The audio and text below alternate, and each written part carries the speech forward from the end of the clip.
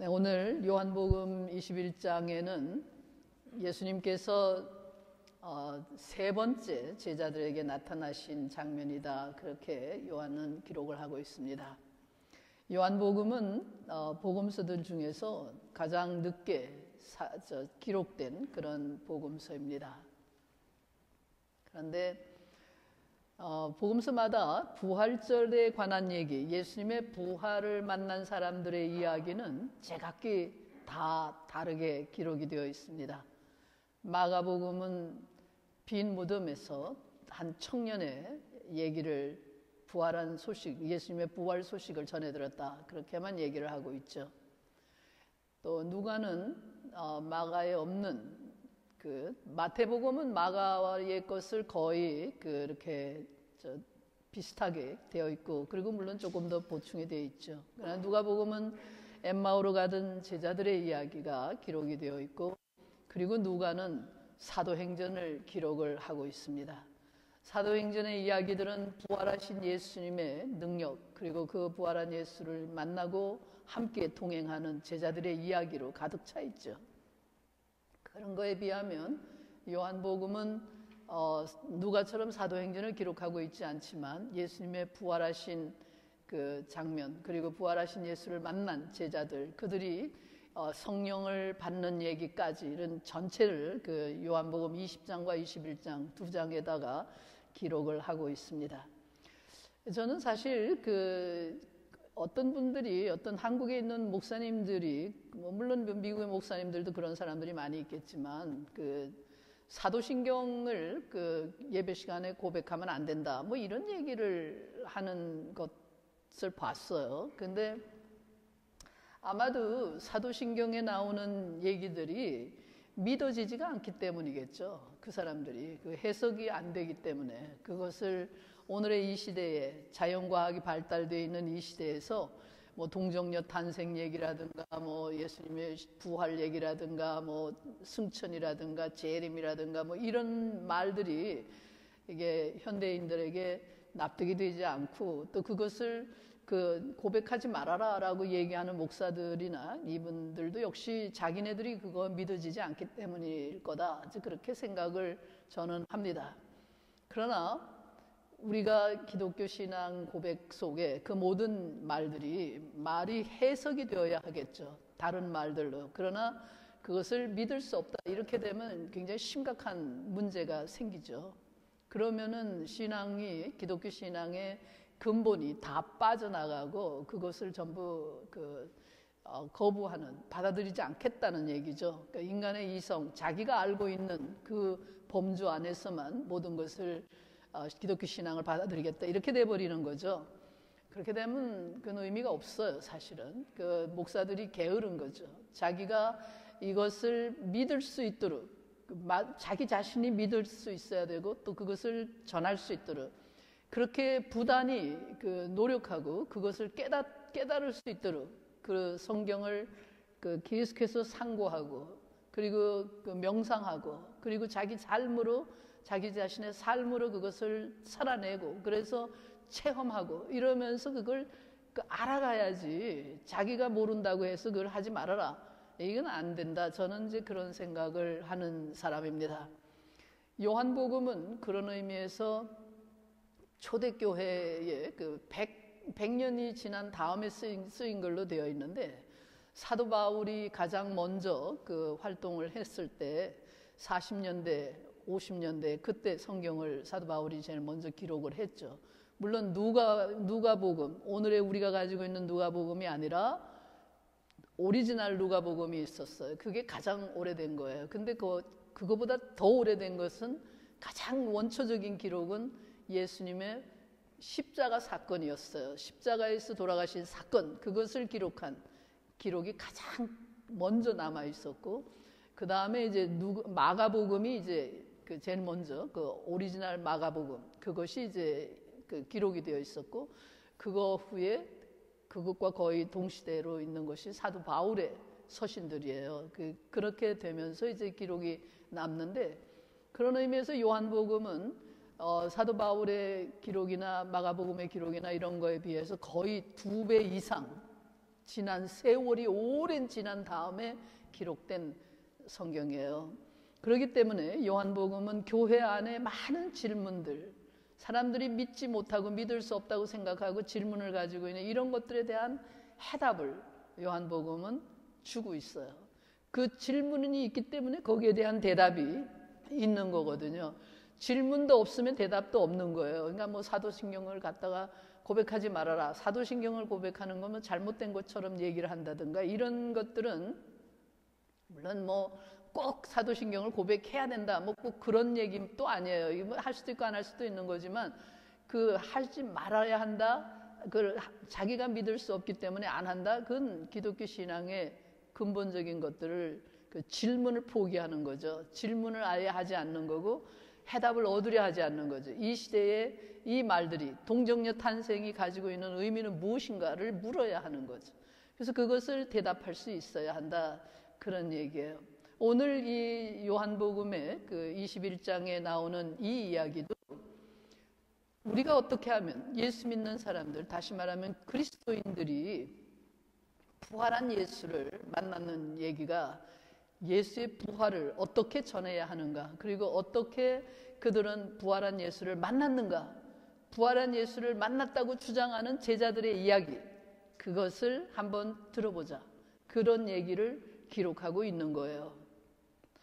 예수님이 십자가에 달려 돌아가셨을 때 제자들이 모두 다 흩어졌다, 그렇게 돼 있죠. 다 도망을 갔어요. 예수님 주변에 아무도 없었어요. 다 도망갔는데 그들 중에 갈릴리에서 왔던 사람들이 7명의 제자들이 고향으로 돌아갔어요. 그리고 이 사람들은 본래 어부였어요. 그래서 다시 고기를 잡으러 이제 갈릴리 호수로 갔어요. 그래서 거기서 다시 이들은 고기를 잡기 시작을 했어요. 어부가 됐어요. 자기네 삶의 현장으로 다시 돌아간 거예요. 3년 동안 따라다닌 예수는 이미 죽고 없으니까 이제 그 예수와 상관없이 우리가 우리의 삶을 책임지고 이제 먹고 살아야 된다. 그러니까 우리가 해야 할 본업이 우리가 고기를 잡는 거니까 우리가 고기잡이를 하자, 이러고서는 이제 되돌아갔어요. 그런데 이들은 이제 그 예수님을 만나던 그날 얘기예요. 밤새도록 노를 저으면서 그 갈릴리 호수, 이 사람들은 이제 유대인들은 그걸 바다라고도 부르는데 그 갈릴리 바다를 젓고 다녔어요. 밤새도록 고기를 잡으려고 여기저기 뭐 그렇게 크지도 않은 지역이지만 거기를 다니면서 샅샅이 훑었지만 고기를 한 마리도 잡지를 못했어요. 그래서 밤새도록 고생을 하고 기진맥진해 있는데 그때 호련히 바닷가에, 강변에 예수님께서 나타나셨어요. 그런데 제자들은 그분이 예수님이신 줄을 알지를 못했어요. 어떤 사람이 나타났는데 그가 예수라고는 상상도 하지를 못한 거예요. 예루살렘에서 처형당해서 그곳에 무덤에 묻혀있는 그 예수가, 그 사람이 이 갈릴리 해변가에 나타나리라고는 아무도 기대하지를 못했기 때문이죠. 왜냐하면 이 제자들은 예수님에 대한 기대를 다 버렸어요. 이미 그는 죽은 자예요. 그는 십자가에서 죽고 무덤에 갇혀 있기 때문에 그는 더 이상 아무런 소망이 없다고 생각을 했기 때문에 제자들에게 있어서 예수는 이미 죽은 자에 불과하죠. 한마디로 다른 말로 말하면 그들에게는 예수님에 대한 믿음이 없어진 거예요. 모든 믿음이 없어진 그들의 눈에는 부활하신 주님의 모습이 보이지가 않았어요. 믿음이 없이는 부활한 자를 만날 수가 없어요. 불신앙의 사람들에게는 부활하신 예수, 또 하나님의 모습이 보이지가 않는 거예요. 믿음이 없다라고 하는, 불신앙이라고 하는 것 때문에 이 사람들의 눈이 이미 멀어버린 거예요. 눈이 감겨서 보이지가 않는 거예요. 구약 성경에도 보면은 나귀가, 그러니까 하나님의 천사를, 그 나귀는 보는데 그 나귀를 타고 있는 사람은, 인간은 보지 못한다, 뭐 이런 얘기들 있죠. 그러니까 누군지 알지 못하는 거예요. 예를 들면 사람의 모습이 나타났지만 그들이 바로 천사였다, 뭐 이런 얘기들, 그런 얘기들을 우리가 많이 이제 구약 성경에도 많이 있고, 또 우리 구약만이, 성경만이 아니라 무슨 우리 전설 같은 한국의 전설에서도 그런 얘기들이 많이 있잖아요. 그러니까 뭘 알아보지 못하는 거. 그게 인간이 다 보는 것 같지만 보지를 못하는 거예요. 그러니까 신앙의 눈이 아니고서는 부활한 예수를 볼 수가 없다. 그런 얘기예요. 그래서 이런 제자들이 이제 그런 상태에 있는데 그때 예수님이 그들에게 말을 걸어오셨다. 말을, 그러니까 하나님이 인간을 만나는 방법은 늘 언제나 말이에요. 말씀으로 만나는 거예요. 말로 예수님이 제자들에게 그들의 눈을 뜨게 해주기 위해서 말을 시작하세요. 너희에게 고기가 있느냐? 그러니까 제자들은 고기가 없습니다 라고 대답을 해요. 그때 예수님이 너희 그물을 배 오른편에 던져라 이렇게 얘기를 했어요. 이 어디서 듣던 얘기죠, 사실은. 그 말을 듣고 이 제자들은 이제 그들의 배 오른쪽에 그물을 던졌더니 고기가 엄청나게 많이 잡혔다. 그런 얘기예요. 밤새도록 그 고생을 하면서 고기를 잡으려고 했는데 한 마리도 잡지를 못했는데 이분이 얘기하는 배 오른편에 그물을 던지라라고 하는 그 말 한마디, 그 말을 듣고 그 말에 순종을 했더니 엄청난 고기가 잡혔다. 이게 기적이 일어났다. 그런 얘기예요. 이 장면이 부활한 예수님을 만난 제자들의 얘기지만 이게 본래 오래전에 이들이 알고 있던 장면이죠. 이 어부들이 예수님의 제자가 되던 그때, 바로 그때 이런 일이 일어났었죠. 그러니까 뭐 베드로나 안드레나 이런 얘네들이 이 사람들이 바다에서 그물을 이제 깁고 또 뭐 그리고 고기를 잡고 있을 때 그들이 그 고기를 한 마리도 잡지 못했을 때 이제 그 예수님이 배 오른편에 그물을 던져라 뭐 이런 말을 함으로써 그들이 그 큰 기적을 맛보는 이런 일이 있었잖아요. 그러니까 그것을 자기네들이 그 과거에 예수님이 주님이 자기네들에게 했던 그것을 제자들은 다시 기억을 한 거죠. 돌이켜 생각을 한 거죠. 그때 깨닫게 되는 거죠. 아, 이분이 바로 주님이시로구나. 그것을 제일 먼저 깨달은 자가 예수님이 사랑하시던 제자다. 이렇게 얘기하는데 여기서 얘기하는 제자 요한을 의미하는 거죠.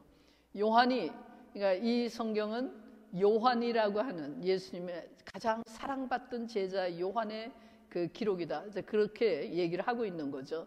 근데 그 요한이 그 시몬 베드로를 향해서 주님이시다. 저분이 바로 예수님이시다라고 얘기를 했어요. 그러니까 베드로도 아 그렇구나라고 하는 걸 깨닫고 급하게 뛰어내려서 물로 뛰어들었다. 이제 그런 얘기를 하죠. 그 다른 제자들도 급히 이제 배를 타고서는 작은 배를 타고 그 자기네들이 잡은 고기가 잔뜩 들어있는 그물을 들고 그 호숫가 강변으로 올라갔어요. 바닷가라고 얘기를 해야겠죠. 그들이 바다라고 부르니까 호숫가 그 바닷가 해변에 올라가 보니까 그런데 거기에는 이미 숯불이 피워져 있었고 생선이 놓여 있었다 이렇게 돼 있어요. 그 생선이 어디서 났는지 그들은 몰랐어요. 예수님이 너희 생선을 좀 달라라고 얘기를 했지만 이들은 생선을 가지고 오는데 시간이 걸렸죠. 그런데 제자들이 와보니까 이미 생선이 불 위에 구워져 있었다. 숯불을 피워놓고 생선을 굽고 있었다. 그런 얘기예요. 그러면서 와서 아침을 먹어라.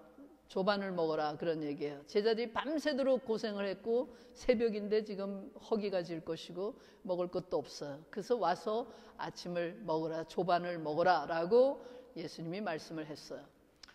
조금 전에 그 생선이 있느냐고 물으셨을 때 분명 제자들은 자기들에게 생선을 달라고 하시는 주님을 알고 있었는데 그 사이에 그물도 없고 고기를 잡은 예수님이 고기를 잡는 건 본 적이 없는데 도대체 이 생선이 어디서 났는지 제자들은 알 수가 없었어요. 그래서 이 알 수 없는 떡과 어디서 떡이 났는지 어디서 생선이 났는지 알지를 못해요. 그러나 그것은 분명히 제자들에게는 그 기적처럼 보이는 그러니까 자기네들이 알지 못하는 신비로운 그 떡과 생선을 예수님이 주셔서 제자들이 배부르게 먹었어요. 이것도 또 기억나는 거 있죠. 예수님이 5,000명을 먹이신 얘기 이런 거하고 비슷하죠, 다. 그런데 그 신비로운 떡을 먹고 기적의 떡을 먹으면서 이들은 아무도 묻지를 못했어요. 당신이 누구십니까? 라고 묻지를 못했다. 그런 얘기예요. 왜냐하면 지금 제자들 앞에서 자기 그 생선과 떡을 주시는 그 주님의 모습, 예수님의 모습이 예전에 자기네들이 알고 있던 선생님의 모습과는 달랐다. 그런 얘기죠. 그러니까 못 알아본 거잖아요. 예전에 자기네들이 알던 선생님의 모습이 그대로였으면 금방 알아봤을 텐데 그 모습이 달랐어요. 뭐 어떻게 달랐는지는 모르지만 분명히 달라서 이들은 알아보지를 못했어요.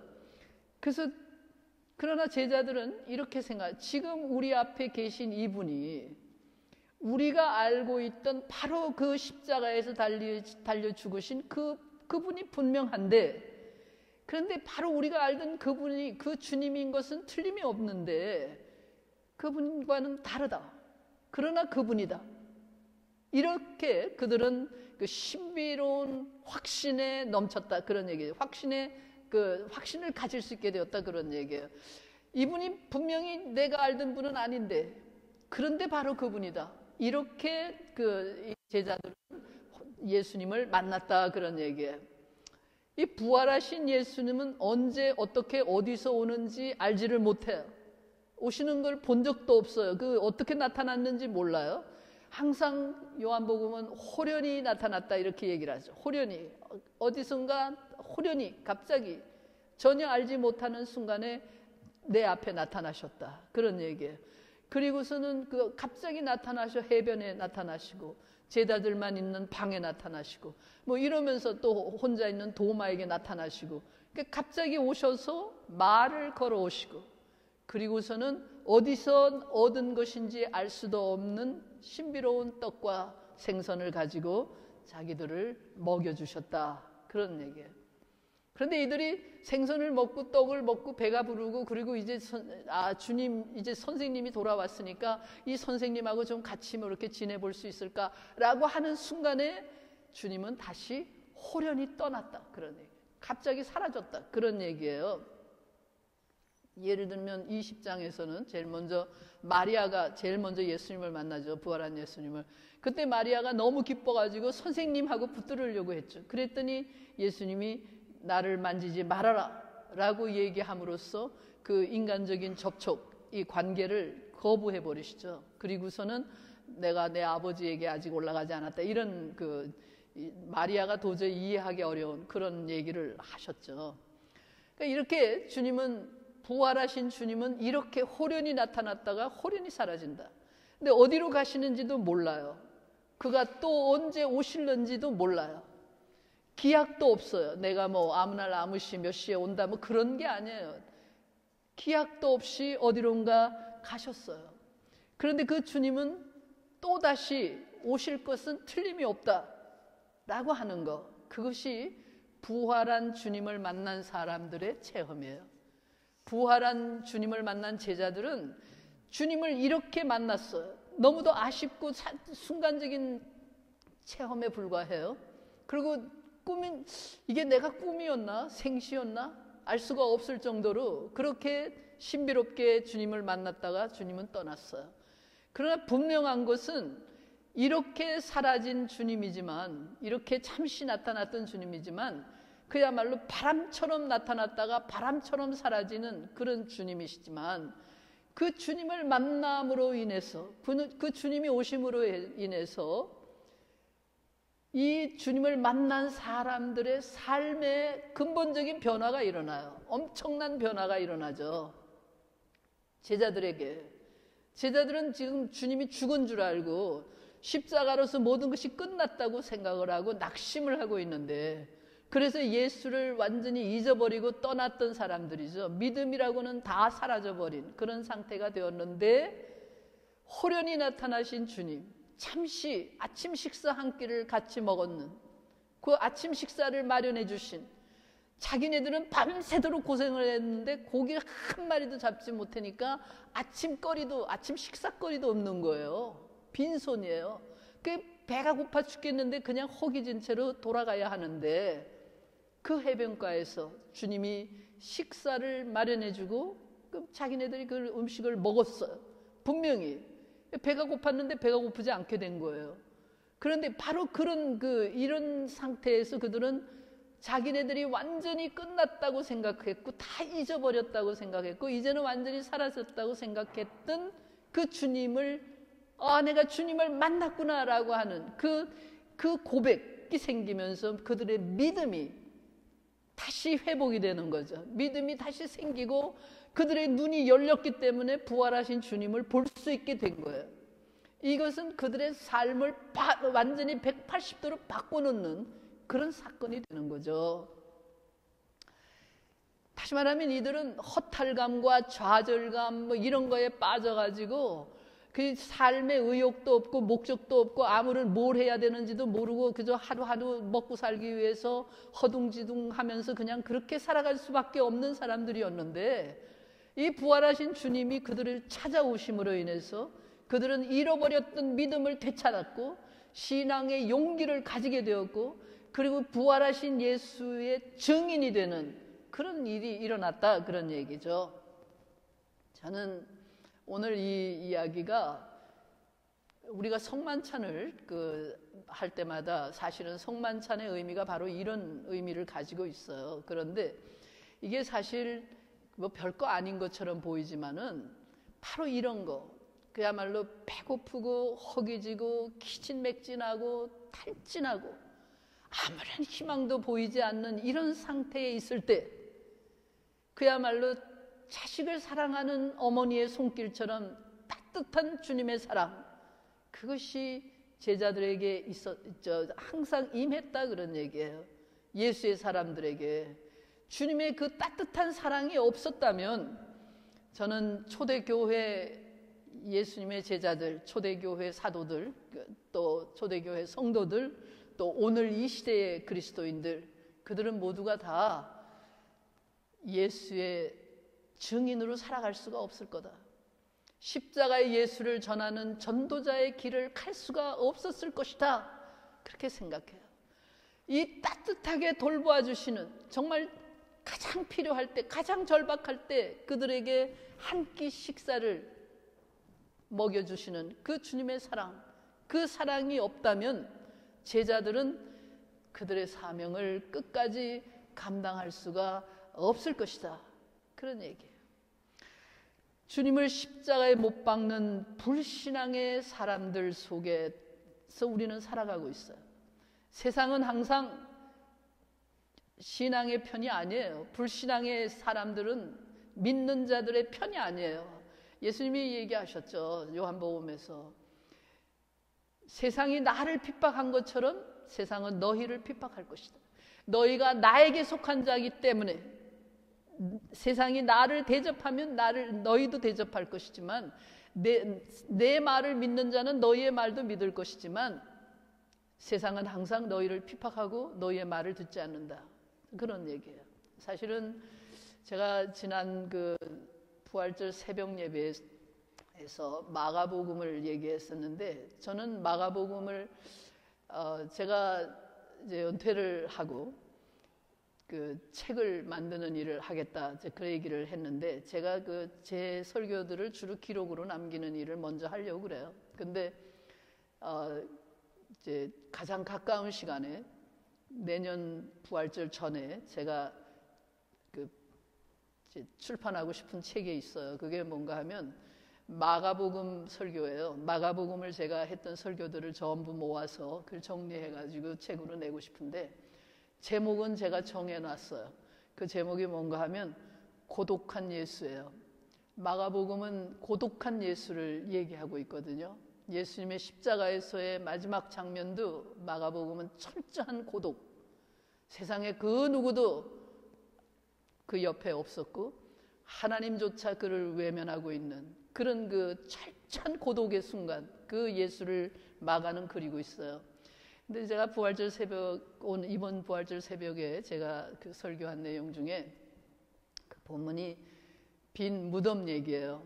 마가는 무덤에 제자들이 찾아갔을 때 여인들이 갔죠. 제자들이 간 게 아니라 여인들이 갔을 때 그 무덤에서 여인들은 누구를 만나는가 하면 흰 옷 입은 청년을 만나요.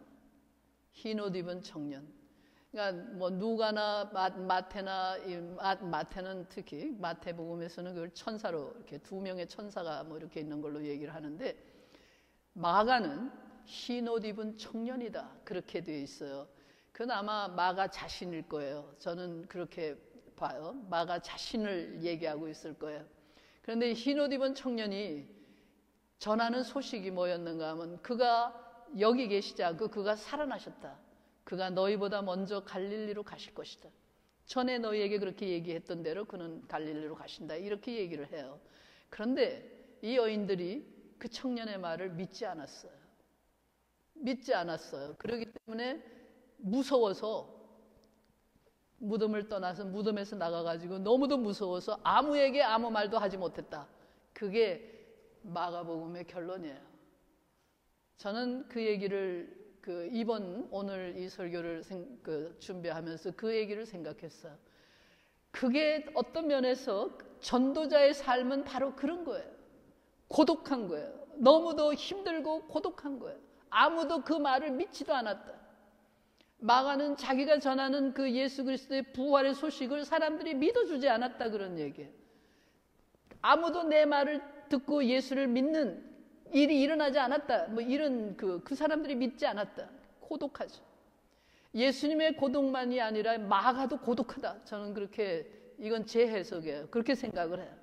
그래서 제가 그 고독한 예수라고 하는 마가복음의 설교를 출판하고 싶은 그런 생각을 갖고 있어요. 그 다음에는 아마 또 요한복음을 해야 되겠죠. 제가 하여튼 그런 일들을 제가 35년 동안 해온 설교들 추려서 그걸 골라서 가능하면 이제 그렇게 하려고 생각을 하는데, 이렇게 세상은 믿는 자들을 알아보지 믿음이 없기 때문에 믿는 자를 핍박하게 되어 있다. 교회는 세상 속에서 환난을 당한다. 요한복음에 예수님이 하신 얘기죠. 너희가 환난을 당한다. 그러나 근심하지 말아라. 내가 세상을 이겼다. 그렇게 얘기하시잖아요. 환난을 당하는 것은 당연한 거예요. 왜냐하면 세상은 예수께 속한 게 아니기 때문에, 믿지 않기 때문에, 예수를 십자가에 못 박아 죽였기 때문에 그건 당연한 거다. 그런 얘기예요. 그래서 예수의 제자들의 삶이라는 것도 밤새도록 고생을 했는데 단 한 마리의 고기도 잡지 못하고 허탕을 치는 그런 헛수고를 감내할 때가 많다. 그런 얘기예요. 물론 많은 분들은, 목사님들이 이 본문 갖고 설교하면, 예수님이 이렇게 말씀대로 했더니 무슨 고기가 무슨 153마리 몇 마리가 잡혔다. 이런 거기에, 그러니까 하면 되고 기도하면 되고 이거에만 이제 집중해서 그런 얘기들을 많이 하시죠. 좋은 얘기죠. 그분들의 또 항상 하는 얘기들이 있는데, 그렇죠. 그렇게 눈에 보이는 기적이 일어나고 이러니까 얼마나 좋으냐. 그러나 과연 제자들의 삶이 그런 것일까?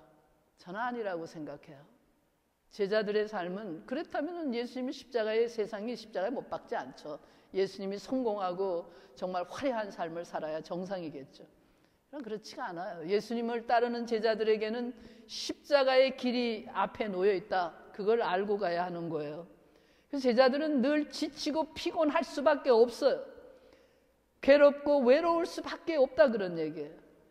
다른 것으로는 위로를 받을 수가 없어요. 물론 주님이 나타나서 때때로 사랑으로 돌봐주시고 하나님의 은혜로 살고 이런 것이 없이는 제자의 길을 갈 수가 없다 그런 얘기예요. 세상 안에서 성공하는 거, 이것은 요즘 교회들은, 요즘 한국 교회는 특히 더한 것 같은데, 세상에서의 성공이 무슨 그것이 굉장한 거라고들 생각을 하는 것 같은데, 과연 그럴까? 성경은 우리에게 그렇게 말하고 있지를 않아요. 성경은 우리에게 제자의 길이 얼마나 고달프고 힘들고 외로운 것인가를 끊임없이 얘기하고 있어요. 사도 바울도 그렇고, 모든 요한복음도 그렇고, 마가복음은 특히 더 그렇고, 이런 것들을 보면서 우리가 과연 우리의 길을 가고 있는 때 정말 우리가 가는 길이 옳은 길인가라고 하는 질문을 해봐야 돼요. 오늘 아침에 어떤 목사님이 저한테 메시지를 하나 보내주셨더라고요. 근데 이렇게 보니까 캐톨릭 교회가, 한국의 천주교회가 김일성 장학금을 받은 사람들의 신부 명단을 185명인가를 밝혔더라고요. 누구누구라고 구체적으로 이름을 다 밝혔더라고요. 그래서 뭐 한국 교수들 명단, 뭐 신부들 명단을 쫙 밝혔어요. 제가 그걸 보면서 캐톨릭이 개신교보다 낫구나. 오늘날 한국 교회가. 캐톨릭은 그래도 이런 일을 하는구나. 그러니까 나라가 위기에 처해 있으니까, 대한민국이 지금 위기에 처해 있으니까 이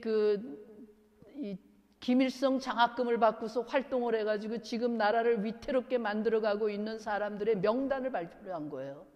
그러니까 가시는데 그런 거에 비해서 개신교는 그런 짓을 못 하잖아요. 밝히지도 못하고 아무것도 못 하죠.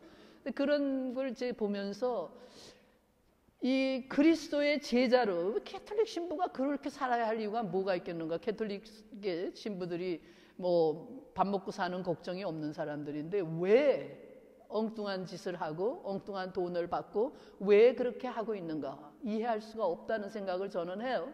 그러나 어쨌든 사는 것이 너무도 힘들고 고독하고 외로우니까, 그리고 어렵고 너무 고달프니까 뭔가 좀 편한 길을 가고 싶겠죠. 그 전에 어떤 분이 그런 얘기를 하더라고요.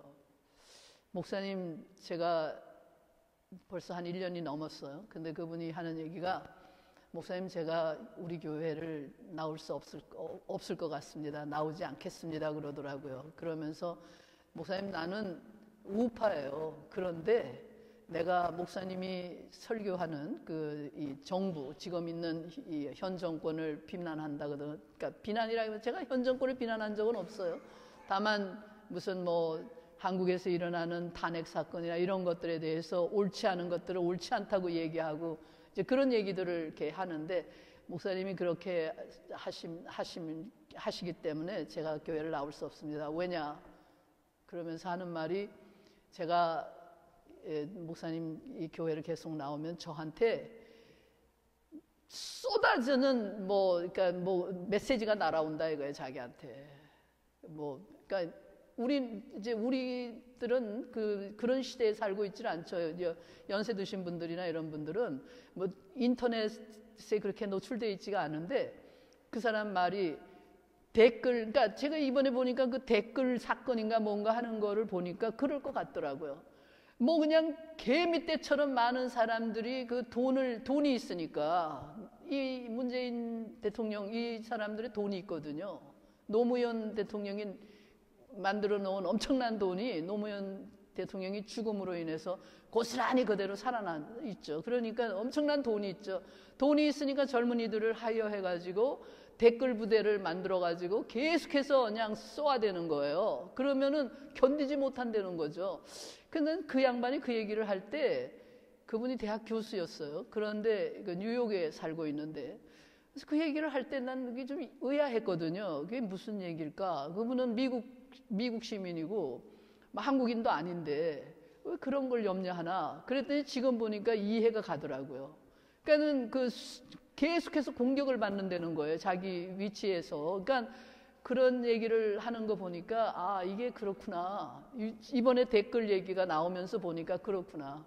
그리고 이 미국 내에, 미국뿐이 아니라 온 세계에 있는 한국인들의 조직들이 있죠. 한인 커뮤니티, 교회, 이런, 특히 교회 다 사찰을 하고, 그래가지고서는 아주 그러니까 집중적으로 단속을 한다 그러더라고요. 실제로 한대요. 그러니까는 그런 무시무시한 세상에서 우리가 살고 있는 거예요. 그러면서 북한이 조직적으로 하는 것처럼 이 사람들은 더 그렇게 비슷하게 닮아서 한다, 이런 얘기예요. 그러니까 어쨌든 이게 세상이거든요. 이게 교회는 교회대로 내버려 두지를 않는 거예요. 그러니까 더 악한 거지만, 물론 한국이란 나라가 정말 웃기는 나라, 민주국가가 아니다라는 말을 들을 정도가 돼버렸죠. 대한민국은 더 이상 자유민주국가가 아니다라고 프랑스의 무슨 학자가 얘기를 했다 그러더라고요. 그 정도로 북한하고 비슷하게 닮아가면서 사람들을 집요하게, 그러니까 인터넷이라는 것이 발달되어 있으니까 더 그렇게 컨트롤한다, 그런 얘기겠죠. 글쎄 모르겠어요. 그래서 그런 데서 살아남기 위해서 그런 건지, 아니면 옛날에 뭐 소위 말하는 뭐 군부 독재라는 표현들을 쓰는데 그 시절에 살아남기 위해서 그랬는지, 아니면 그보다 더 오랜 옛날에 가난해서 견딜 수 없는 그 시절에 너무 가난해서 출세를 못하니까 뭐 북한의 돈을 받았는지 모르겠지만, 어쨌든 이렇게 사람들은 그 소위 말하는 예수의 제자라고 하는 사람들이, 캐톨릭 신부라고 하는 사람들이 그런 식으로 살아갔다라는 얘기거든요. 여러분, 이해는 해요. 우리가 이해할 수 있어요. 그러나 분명한 것은 그렇게 사는 것, 그렇게 가는 것은 자기를 잃어버리는 거죠. 예수를 믿는다는 제자라고 고백을 하면서 그저 먹고 사는 문제에만 매달려서 아우성을 치고 있다고 한다면 그게 과연 예수의 제자들인가? 결국 사람이 하나님의 사랑으로 산다. 내가 무엇으로 사느냐? 빵으로 사는 것이 아니라 하나님의 말씀으로 산다라고 하는 사실을 망각하는 거 아니에요? 나의 생명이 하나님에게 달려있다. 인간의 생명은 하나님의 선물이다. 그리고 내가 매일매일을 살아 존재한다고 하는 것은 기적이다. 하나님이 나를 있으라 하니까 있는 것이다. 구약 성경에 창세기에 나오는 얘기가 그런 얘기. 너희가 있으라 하니 있었다. 다시 말하면 그게 무슨 뭐 수억 년 전에 수천만 년 전에 뭐 아니면 언젠가 태초에 하나님이 빛이 있으라 하니까 있었다. 그걸로 끝난 것이 그 얘기가 아니에요. 창세기 얘기가. 지금 이 순간에도 하나님의 빛이 있으라 하니까 빛이 있는 거예요. 지금 이 순간에도 하나님이 야 한영숙이 너 거기 있어 라고 하니까 내가 여기 있는 거다, 그런 얘기거든요. 그게 성경이 얘기하고 있는 거예요. 그러니까 하나님이 나로 하여금 존재하라 하니까 내가 존재하는 것이다. 내가 매일매일 생존해 있다고 하는 것, 존재하고 있다고 하는 것, 그 자체가 하나님이 나에게 주시는 은혜이고 하나님의 사랑에 의한 내 기적으로 나는 존재하는 것이다 라고 하는 거, 그 망각하는 거 아니에요? 그 인간의 뭐 예수를 믿는다고 하면서, 하나님을 믿는다고 하면서 무슨 뭐 먹고 사는 거, 그 뭐 또 출세하기 위해서 무슨 뭐 받아서는 안 되는 뭐 이런 공산당들의 도움을 받고 뭐 이러면서 나라를, 자기 나라를 갖다가 남의 나라에 팔아 넘기는 뭐 이런 일들 하고 한다고 하는, 이게 말이 되는 게 아니죠. 예수를 믿는 사람 그렇게 살면 안 되는 거죠. 오늘날의 그리스도인들이 물질적인 풍요만을 기도하고 그것이 성공이라고 얘기하는 이런 상태가 되어 있는 거, 이게 다 근본적으로 잘못된 거죠. 저는 고백을 할 수 있어요. 지나간 35년 동안 우리 교회가 여기까지, 여러분들이 보기에 정말 한심하다라고 생각을 하겠죠. 세상이 보면 그건 한심하죠. 뭐 인간의 존재는 다 그런 거예요. 인간은 뭐 한 번은 다 사라지는 존재니까 다 별 것이 아닌데, 어쨌든 내가 여기까지, 우리가 여기까지 35년을 살아왔어요. 그것은 우리가 기적의 양식을 먹고 살았다. 주님이 주시는 기적의 양식이 없었더라면 우리는 살아남지 못했다라고 하는 얘기를 저는 고백할 수 있어요. 제가 세례교인 한 사람도 없이 가진 것이라고는 아무것도 없는 목사가, 제가 그전에도 얘기했지만 제가 교회를 처음 시작할 때 제 은행에 4,000불이 있었어요. 그게 제가 가져야 하는 제 재산일지도 모르죠. 제가 매일 한 달에 이렇게 살아가는 4,000불, 그것이면 저는 충분하다 그렇게 생각을 하는데, 그걸 가지고 교회를 시작을 했어요. 그때 전 맨하탄이라고 하는 광야와 같은 곳이다라는 표현이 맞는 곳이죠. 더구나 사람 취급도, 그러니까 끊임없이, 그러니까 편견과 뭐 이런 것 속에서 있는 여자가 젊은 여자가 목사라는, 처음에 전 목사가 아니었어요. 전도사나 마찬가지인데 전도사란 말을 쓰지도 않았지만 목사 안수를 받기 전이었어요. 그래서 교단에서 지명해주는 그 파송을 받는 거지만 목사로서가 아니었어요. 그렇게 시작을 해서 먹을 것도 부족하고 마실 물도 부족한 광야죠. 맨하탄은 광야예요. 광야란 비바람을 피할 곳도 없어요. 그런 곳에서 35년을 살았어요. 늘 앞이 캄캄하고 앞이 보이지 않을 때가 참 많았어요. 정말 모든 것을 포기하고 싶은 때가 얼마나 많았는지 몰라요.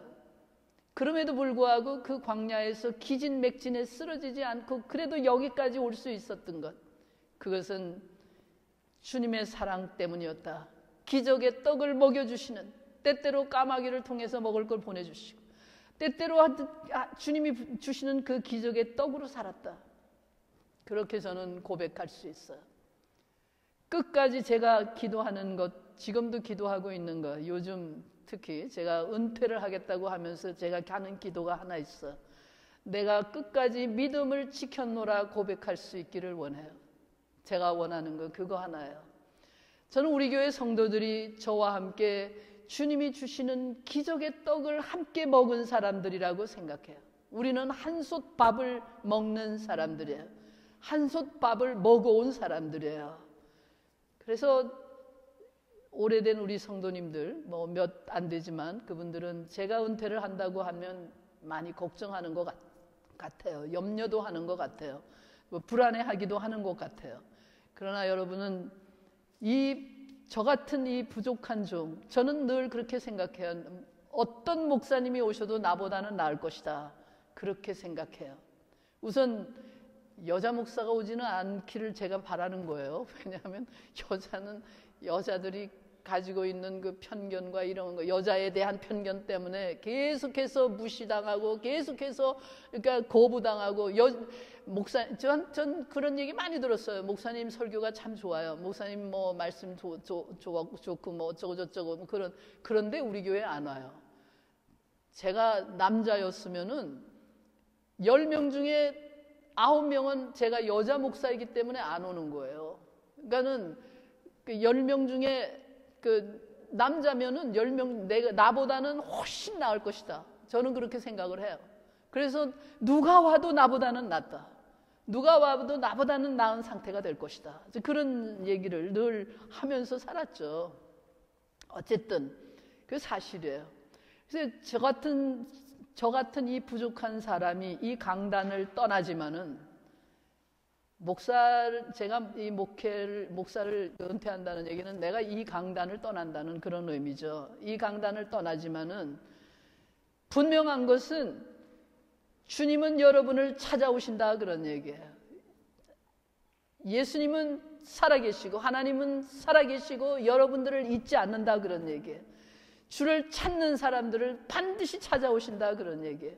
디베랴 바닷가에서 제자들을 위해서, 갈릴리 바닷가에서 다시 말하면 갈릴리 바닷가에서 제자들을 위해서 생선을 구우시고 떡을 주셨던 그 주님, 사랑을 베푸시는 그 주님은 끊임없이 여러분을 찾아오실 것이에요. 그리고 필요할 때 기적의 떡을 마련해 주실 거예요. 그러니까 염려하거나 근심하거나 걱정할 필요가 없어요. 그 주님을 믿고 나가면 되는 거예요. 오늘도 그리고 영원히 주님이 교회에 여러분과 함께 계실 거예요. 그것을 고백하는 사람들, 주님이 살아계시다고 하는 것, 그 주님을 믿으려고 하는, 믿기를 원합니다. 주여 나에게 믿음을 주시옵소서라고 부르짖는 사람들에게 주님은 반드시 찾아오세요. 그리고서는 부족한 것을 채워주시고 기적의 떡을 먹이시고 살게 해주실 거예요. 믿음이 없어서 때때로 주님을 따르는 삶이 고달프기만 하다라고 생각이 들 수도 있어요. 내가 하는 수고가 헛수고라고 여겨질 수도 있어요. 내가 왜 교회로 존재했는가? 내가 왜 목사로 살았는가? 내가 왜 예수를 믿고 사는가? 이게 도대체 무의미하다라고 그 삶에 대한 그 회한이나 뭐 그 회의라든가 무슨 절망, 좌절 뭐 이런 것들에 사로잡힐 때도 있어요. 그러나 그것은 잠시뿐이고 주님이 오실 때 우리는 다시 우리의 믿음을 회복할 거예요. 여러분을 반드시 찾아오시고 여러분을 위로해 주실 것이고 여러분과 함께 하실 거예요. 이러한 믿음을 가지고 승리하는 여러분과 제가 되기를 원합니다.